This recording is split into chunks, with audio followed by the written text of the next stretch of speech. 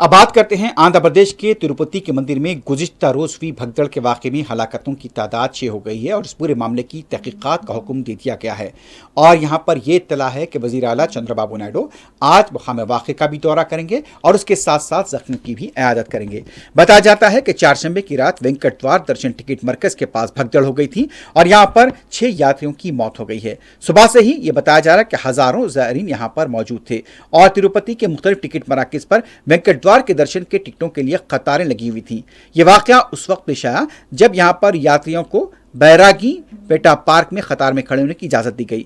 भगदड़ की वजह से यहां पर अफरा तफरी हो गई, जिसमें पहले तो ये इत्तला मिली थी कि 4 लोग जख्मी हुए थे, लेकिन उसके बाद अचानक ये इत्तला आई कि पहले 4 लोग फौत हुए हैं और रात के आने तक यहां पर यह इत्तला कि 6 लोगों की मौत हो गई थी। बताया जाता है कि तकरीबन 4000 लोग यहां पर कतार में खड़े हुए थे। अब इसकी तहकीकात का हुक्म दे दिया गया है। मकाम वाक़े पर ही लोगों को बचाने की कोशिश की गई, लेकिन भगदड़ इतनी ज्यादा थी कि यहां पर 6 लोगों की अब तक मौत की तस्दीक कर दी गई है और इस पूरे मामले की यहां पर तहकीकात का हुक्म दे दिया गया है। इंतजामी कोताही इसकी एक वजह बताई जा रही है।